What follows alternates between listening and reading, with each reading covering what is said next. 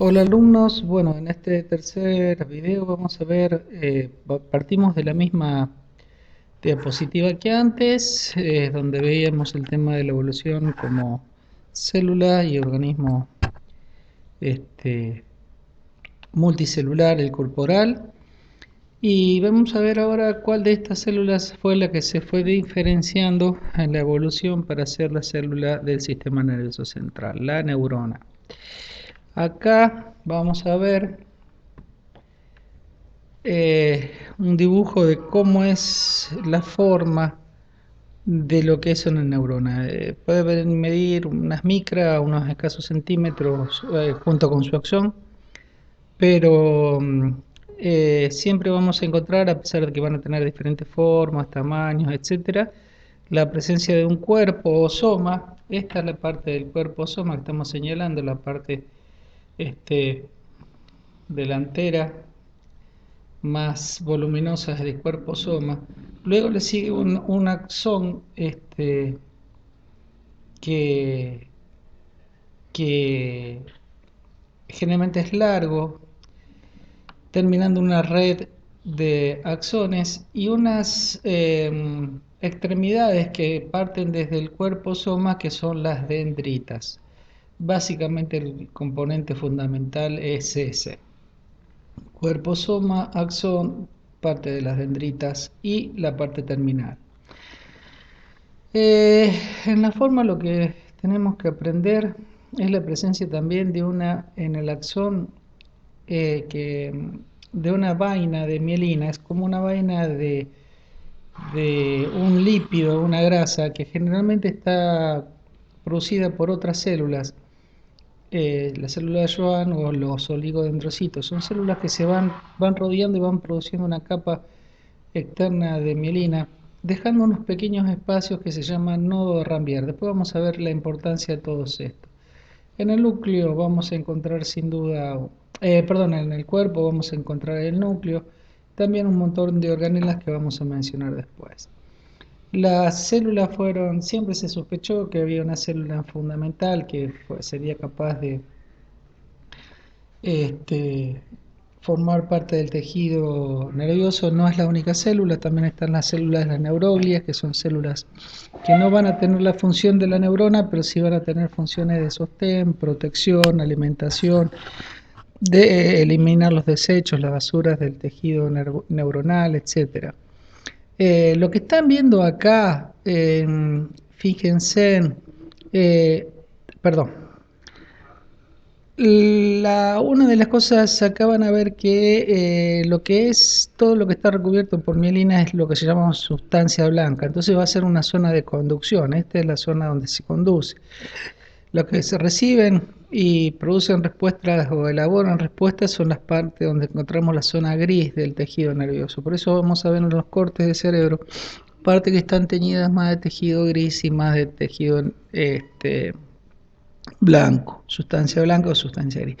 Esto que vemos acá es uno de los primeros descubrimientos importantes que se hicieron, que es un pedacito muy pequeño de corteza cerebral. Si vieran, así como la corteza de un árbol, la parte externa de nuestro cerebro, si tomamos una pequeña fracción y la ponemos en un microscopio, la vamos a ver así.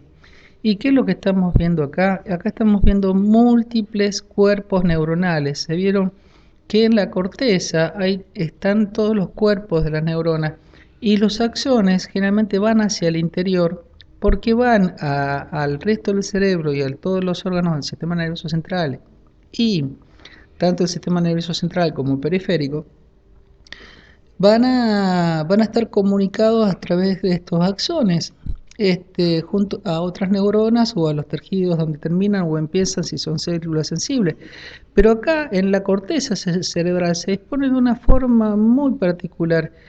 Eh, Son capas de células de cuerpos neuronales que tienen diferentes funciones. Acá, si tomamos, esta es la parte del tejido que tiene más función, es decir, cada vez que nosotros hacemos un proceso ideativo, creamos algo ideativamente, resolvemos un problema, etcétera, toda esta zona es la que más energía y más función está teniendo. los mismos si somos sometidos a múltiples estímulos para elaborar la respuesta. Por eso las flexiones del cerebro, si vieron el cerebro de un corderito, van a ver cómo está lleno de circunvoluciones, que son precisamente las que van dando más posibilidad de que haya más de ese tejido, más de esa corteza cerebral en menor volumen. Entonces, como le decía Ramón y Cajal, uno de los primeros, 1850, pudieron descubrir y decir, bueno, que el tejido del sistema nervioso estaba formado fundamentalmente por neuronas y estas otras neuronas de sostén o apoyo, que son las neuroglias o células gliales. ¿Qué es lo más importante de lo que es la neurona? Básicamente porque la neurona va a ser la célula que es capaz de responder a un estímulo y es capaz de recibir y transmitir un estímulo. Se cree que más o menos hay 100 billones de neuronas en el sistema, en el encéfalo solamente, y lo cual puede significar que el contacto entre ellas, ya sea para estimulación o inhibición, puede serlo tan complejo que es en realidad la forma en que encontró la naturaleza para que hoy yo les pueda estar hablando a ustedes y ustedes los que escuchan estén pudiendo interpretar mis palabras y comprenderlas. Y ver las figuras, interpretar las imágenes, etcétera, etcétera. Pensar. La neurona, bueno, acá vemos un poquito más complejo también otro dibujo de una neurona, pero vemos que el esquema que más me interesa a mí es el más simple, que es saber que tiene un cuerpo, que tiene un centro donde también hay un núcleo y un nucleolo donde está el ADN, el ácido desoxirribonucleico, también el ácido ribonucleico, que tiene un cuerpo, que tiene un axón y que tiene el cuerpo tiene dendritas, que es por donde generalmente recibe la información, y generalmente por este axón y por esta terminal axónica transmite la información a otras neuronas. Fíjese cómo esta, por ejemplo, tiene un axón extra, una división de su axón, que puede significar que por acá puede estar haciendo una estimulación del sistema nervioso, pero por acá puede estar produciendo una inhibición. Para mover un brazo, por ejemplo, tenemos que inhibir los muebles. Por ejemplo, si queremos extender nuestra mano,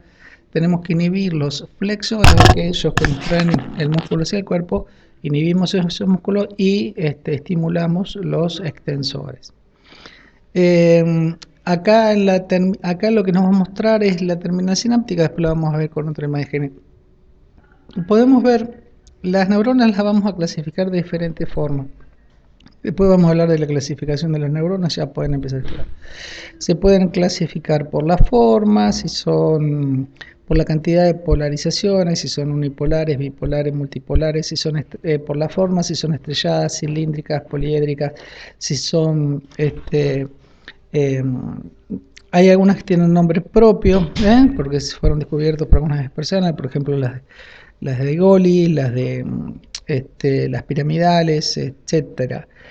Hay otras que tienen que le vamos a clasificar según la función, porque vamos a ver que aquellas que traen, por ejemplo, si recibimos un estímulo táctil, frío, calor, luz, lo que sea, sonido, siempre viene de una afuera hacia nuestra periferia, aunque sea la periferia de la lengua, hace el estímulo gustativo y de ahí la información se transmite hacia el cerebro para interpretarse, y ahí se interpreta en el cerebro como salado, dulce, amargo, ácido. O si el tacto es doloroso, o si el calor es demasiado intenso y me quema. Pero para que haya eso tiene que hacer un sentido aferente o centrípeto se llama habitualmente, y es sensitivo. También podemos dividir las funciones, las neuronas según su función, que es la de sensibilidad, aferente, sensitiva, motora, es decir, donde el cerebro produce una respuesta o pide un movimiento. Entonces la información va desde arriba, desde el cerebro, más bien de la corteza frontal, del lóbulo frontal, hacia los músculos para producir, va del centro hacia afuera. Entonces se dice que eso es un sentido centrífugo o eferente, de dentro hacia afuera, y esas son las motoras. Y después están las intersinapsis, por eso decimos que son las neuronas que comunican con neuronas. Por eso podemos decir por la función que son motoras, sensitivas o interneuronas. Perdón.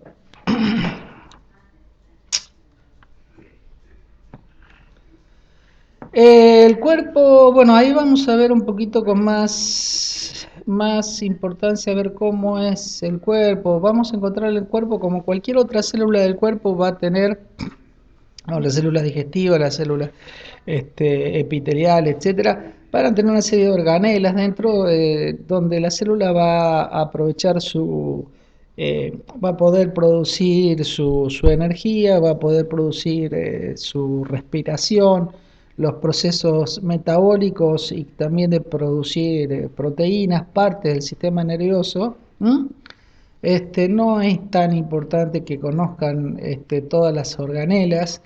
Eh, sí, digamos, de las partes de la neurona, ¿cuáles son básicamente las funciones? Una de las cosas que vamos a encontrar también en el axón, en la parte terminal, son unas pequeñas vesículas, unas pequeñas bolsitas que están hechas de la misma membrana de la neurona, y esa bolsita generalmente tiene neurotransmisores y después vamos a ver por qué y para qué. Como habíamos dicho, pueden tener los axones desde micrómetros hasta varios centímetros, otras pueden medir mucho. Hay animales que tienen, algunos tipos de pulpo, por ejemplo, son capaces de tener un axón de un metro. Prácticamente recorre una sola neurona, recorre de extremo a extremo todo el cuerpo del pulpo y es capaz de recibir información. Son animales muy inteligentes los pulpos, porque aparte tienen ganglios nerviosos, es decir, tienen estructuras encefálicas primitivas, pero muy desarrolladas.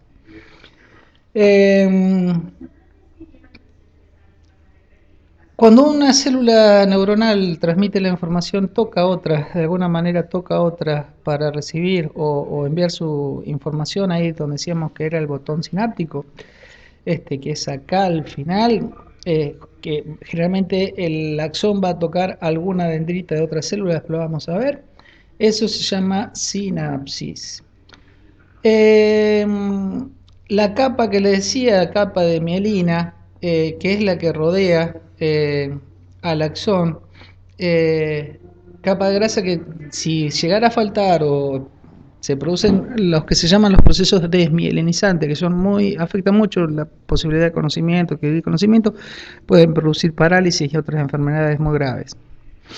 El alcohol crónico también produce procesos de desmielinización y con pérdida de memoria, trastornos, hay otros tipos de trastornos de esclerosis lateral amiotrófica, etcétera, que pueden afectar esto.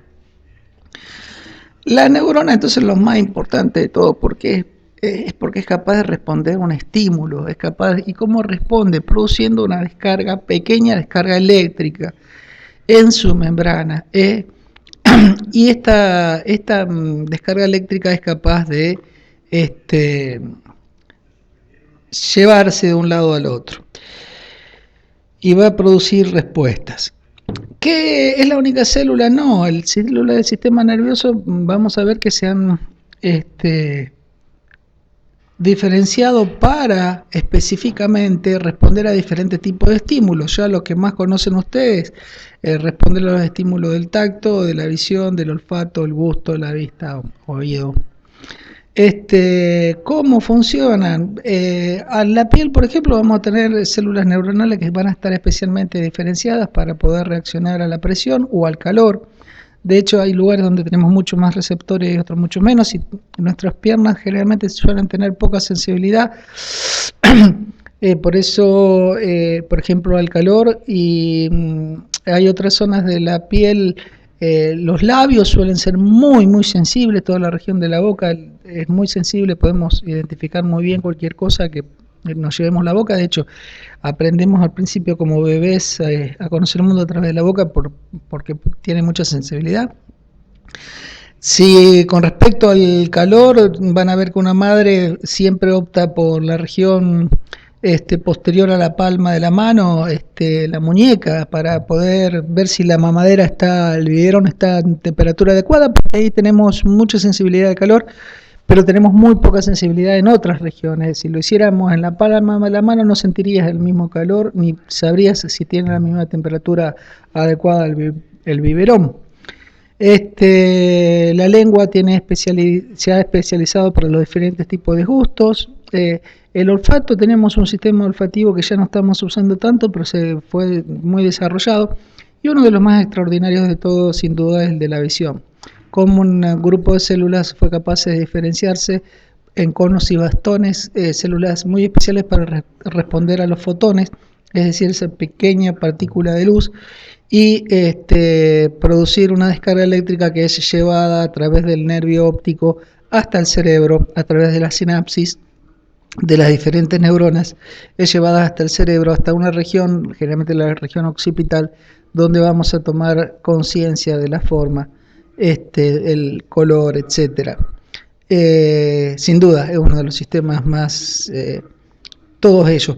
Pero son las únicas, no, no son los únicos. Tenemos muchos otros sentidos, sinestésico, vestibular.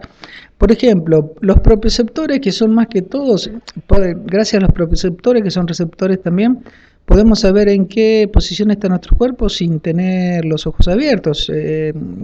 Esos son receptores que están en las articulaciones generalmente y funcionan junto con otros, por ejemplo, el sinestésico y el vestibular. El vestibular está en el oído interno y es una serie de pequeñas piedritas sobre un medio líquido que van rozando los terminales de las células nerviosas según nos movemos a la derecha, a la izquierda, atrás o adelante, y la velocidad. Por eso es sinestésico, es para ver el sentido de la velocidad. Ahora, tenemos otros más que son interoceptores, por ejemplo, para cuando tenemos sensación de falta de aire, cuando tenemos hambre, cuando tenemos inclusive algunas sensaciones emocionales también internas son gracias a estos receptores. Algunas sensaciones de vacío, de angustia. Este famoso angor, es como un dolor de pecho, pero no del corazón, sino una sensación de angustia. ¿Qué pasa cuando algunos receptores no coordinan bien? Por ejemplo, de los propioceptores con la vista. Si nos ponemos a girar y no fijamos nuestra vista en cada giro en algún lugar, nuestro sistema sinestésico vestibular van a transmitir una información diferente a la visual y lo más factible es que terminemos con un mareo o tratemos de coordinar y corregir la posición del cuerpo y estos sobre datos erróneos. Por eso empezamos a caernos o cuando estamos. Acá vemos un ejemplo de cómo le hacía la sinapsis. Como ven, es la terminal axónica, algunas de las terminales axónicas, esto se llama botón sináptico, este puntito.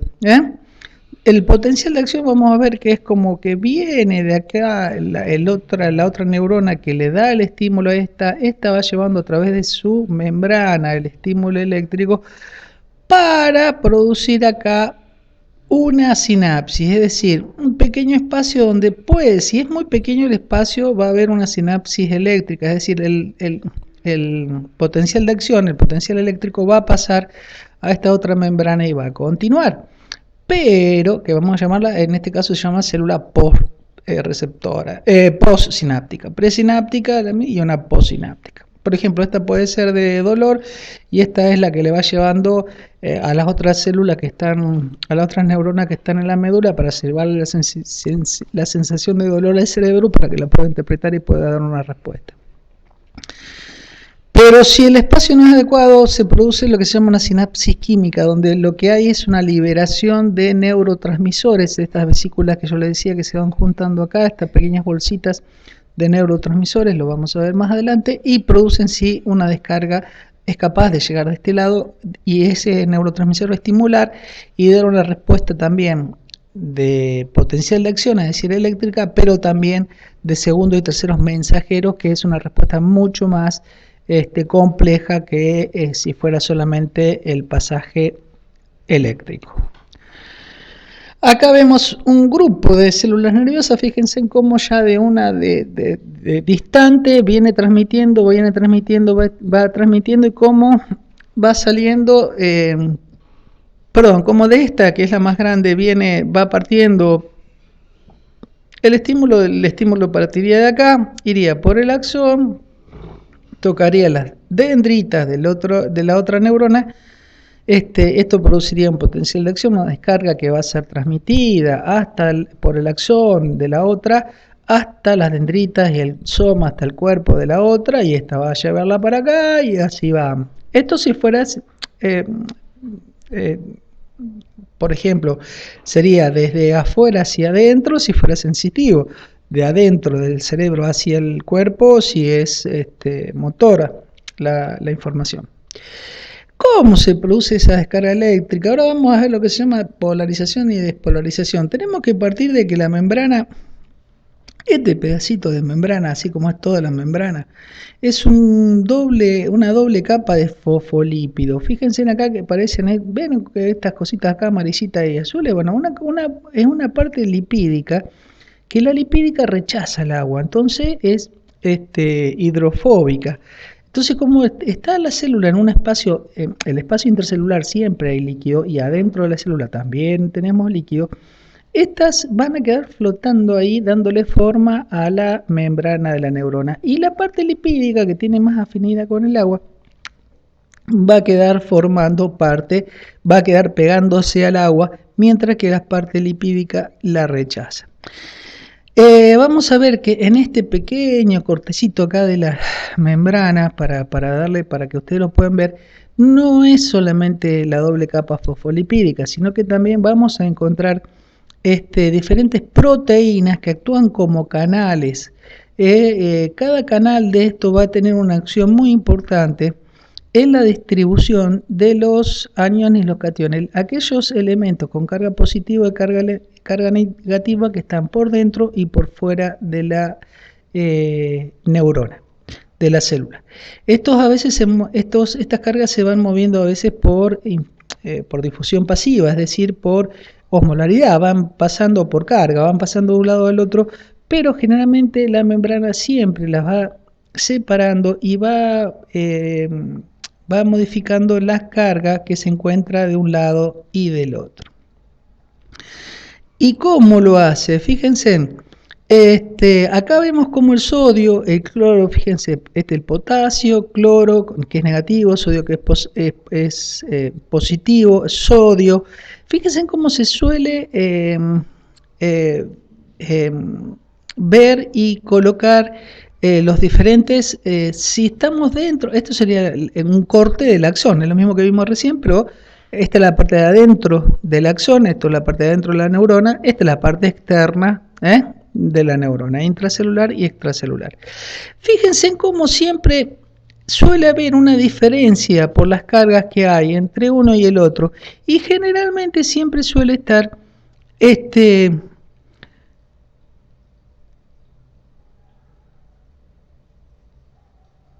suele haber una carga positiva en el exterior y una carga negativa en el interior. Suele haber una diferencia. Acá lo vemos mejor. Fíjense en cómo se ve, cómo generalmente siempre es una carga positiva afuera y una carga negativa. Esto lo descubrieron hace muchos años. Acá lo tenemos. Bueno, Huxley y Hodgkin fueron algunos de los que hicieron los estudios, midiéndolos con electrodos.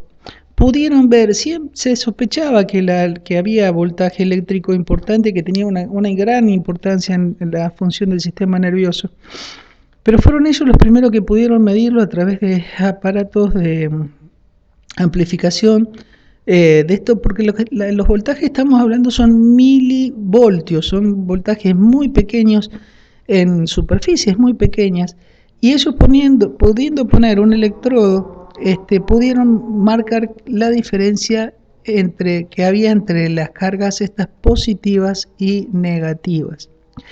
Ahora, eso es cuando la célula está en reposo, cuando no está estimulada, cuando está tranquilo. Pero ¿qué pasa? Fíjense en acá, ¿qué pasa si viene un estímulo? Dijimos que el umbral en el voltaje en reposo más o menos anda en los 70 milivoltios negativos. Dijimos la carga interna era negativa. Ese suele ser el voltaje que está. Pero si hay un estímulo, cualquier estímulo que pueda producirse y es lo suficientemente fuerte y lo suficientemente sostenido, si es muy rápido por ahí no le va a dar tiempo a que se produzca esto que vamos a llamar despolarización, potencial de acción, descarga eléctrica.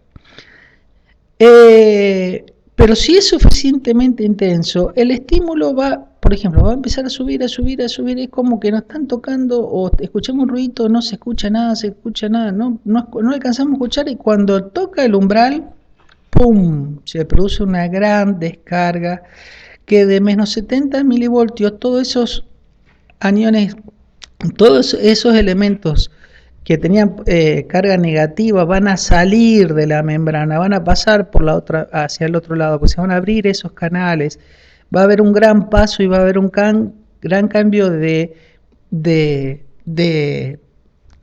polaridad. Va a durar unos microsegundos, no es es muy rápido lo que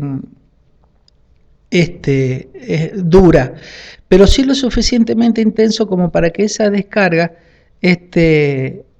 se produzca de menos 70, se va a casi 40 o 60 milivoltios positivos, y posteriormente, una vez que todos esos aniones y cationes se empiezan a reordenar, vuelven a entrar las cargas negativas, quedan afuera las cargas positivas, volvemos a tener otra vez, primero un periodo refractario, es decir, como los elementos estos han sido gastados, se ha gastado la energía, va a haber un pequeño momento que esto no se puede estimular, pero sí vuelve lo que llamamos el estado de reposo. Y cuando está en el estado de reposo, está lista la neurona para volver a ser estimulada y poder producir una nueva descarga.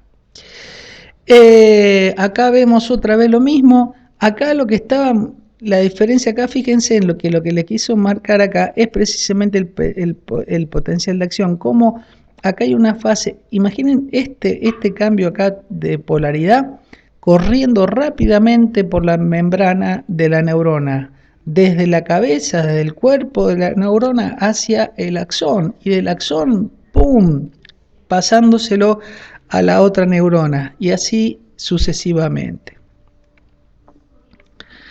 Acá vemos otra vez cómo se miden el potencial de acción. En realidad lo que ustedes me dicen, pero es mucha la energía que se va produciendo, porque como dijimos, hay 100, por más que sean milivoltios, hay 100 billones de neuronas, sí, es bastante.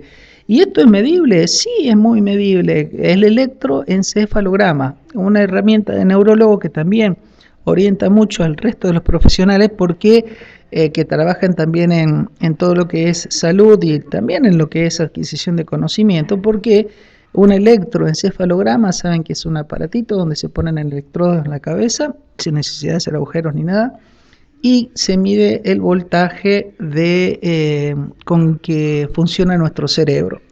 Si el sistema nervioso está íntegro, no está lastimado, esto nos va a dar buenos resultados. Si no, nos va a marcar o que hay un foco epileptógeno o que hay una zona que no está funcionando adecuadamente en nuestro cerebro, o que puede haber una epilepsia, etcétera. Todos problemas graves para el tema del aprendizaje del conocimiento. ¿A qué se debe? Primero, a que, según hemos visto acá, siempre todos los estímulos necesitan un mínimo de intensidad. Y cuando enseña una maestra también necesita tener un mínimo de intensidad para producirse una descarga. Podemos hablar de estímulos individuales, estímulos mucho más complejos. Segundo, que si yo estimulo mucho, si yo le hablo 3 horas en este volumen, lo voy a estimular hasta que un momento me van a entrar en la fase refractaria y que no hace falta 3 horas, hace falta media hora nomás que le hable o 40 minutos y ya acá entramos en la fase refractaria. Esto significa también que tenemos todo en nuestro proceso de aprendizaje, etcétera, etcétera, una fatiga que hay que resolver. Esto implica también otras cosas. Estuvimos hablando de lípidos, de sodio, de cloro, de proteínas. Esto significa que para que el sistema nervioso, la neurona, funcione bien, es importantísimo que tenga un buen aporte nutricional, porque sin este aporte nutricional, lo que vamos a ver, perdón, acá lo podemos ver bien, acá, que estos canales de sodio y de potasio que generalmente necesitan energía, necesitan azúcar, necesitan glucosa, estos, si no hay un buen aporte de lípidos, inclusive, un elemento, una variedad de alimentos ricos, inclusive en grasas, si no hay un aporte adecuado de proteínas, de nutrientes, este sistema nervioso no va a funcionar bien, no va a poder funcionar bien. De hecho, si hoy vemos muchos barrios, muchas zonas, muchas escuelas, generalmente periféricas, la causa número uno de lo que ustedes estudian, que es la dificultad en el aprendizaje, es la mala alimentación. Entonces, ya tenemos que partir de que este sistema nervioso tiene que estar muy bien alimentado para que, o adecuadamente alimentado para que funcione en forma correcta. Acá vemos otra vez lo mismo como es la fase de reposo, la fase de despolarización. Acá vemos, lo podemos imaginar, en carga negativa, está en reposo, hay un estímulo, llega al umbral, ¡pum!, se dispara el potencial de acción, se llega a 30, 40 milivoltios positivo y luego se repolariza, es decir, vuelve a su estado de umbral y listo para una nueva despolarización. Ahí vemos los milisegundos, que es lo que suele durar un potencial de acción. Pero igual, imagínense que si ustedes se pinchan muchas veces en el mismo lado y en forma repetida y rápida, tiqui, tiqui, tiqui, tiqui, llega un momento en que no sienten más el pinchazo. Porque lo que pasó fue que se estimuló el dolor, se estimuló, se agotó el sistema y entró en un periodo refractario. Que eso también hace mucho que se ponen cosas, primero se lastiman para no... Los que se clavan cosas. Bueno, eso no se lo puedo enseñar yo, así que no lo llego.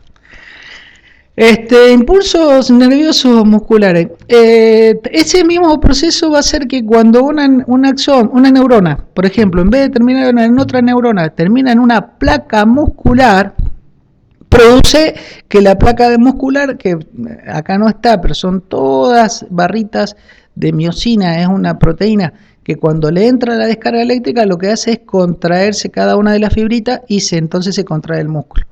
Es decir, cómo este estímulo puede también, donde vaya, va a tener una significación o una función diferente.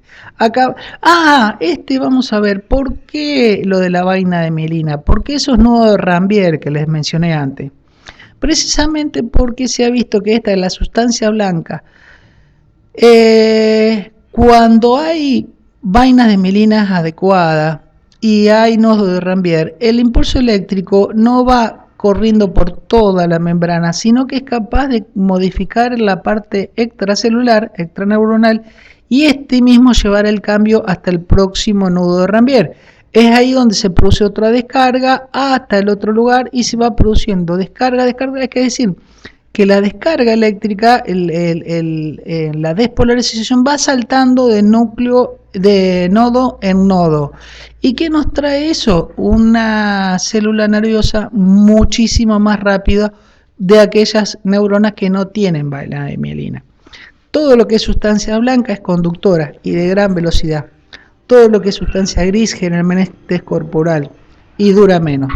Bueno, chicos, espero que les haya gustado. Después vayan estudiando, vayan estudiando la forma, cómo se clasifican las neuronas. Pero bueno, y esto traten de verlo un poquito de nuevo. Este es uno de los temas medio feucho, digamos, de la materia, pero es muy importante. Averigüen, a ver, le doy un trabajo. Dicen que si se suma todos los milivoltios de la neurona del cerebro, seríamos capaces de prender una lamparita de 60 watts, que son las lamparitas chiquititas. Averigüen si es cierto o es un fake news. Tarea. Nos vemos. Hasta el próximo video dentro de poco.